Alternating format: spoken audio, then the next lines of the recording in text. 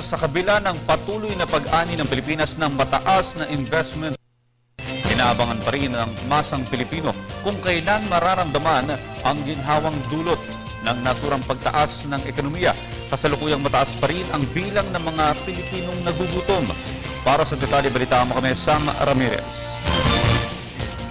Kamakailan lamang ay nabigyan ng panibagong investment grade ang Pilipinas ng Standard & Poor's Rating Services. Ayon kay Finance Secretary Cesar Purisima, nakatutulong ang tuwid na daan advocacy upang magkaroon ng sustainable growth sa Pilipinas. Ngunit sa kabila nito, may mga Pilipino pa din na patuloy na nakakaranas ng gutom. Ito ay base sa bagong survey na inilabas ng Social Weather Stations o SWS. Ayon sa survey, 19.2% sa 1,200 na Pilipino ay nakaranas ng gutom. Bahagyang mas mataas kumpara sa 16.3% na resulta na inilabas din ng SWS noong Disyembre. Mindanao ang pinaka-nakakaranas ng gutom. Sumunod ang Visayas, samantala bahagya naman bumaba ang hunger incidence sa Metro Manila at Luzon.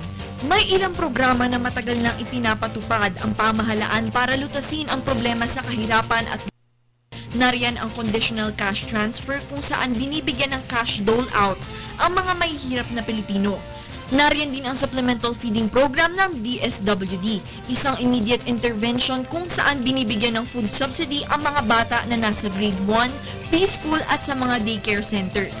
Nariyan din ang iba pang pagsisikap upang palawiin ang mga social services na binibigay ng iba't ibang departamento sa mga mahihirap nating kababayan.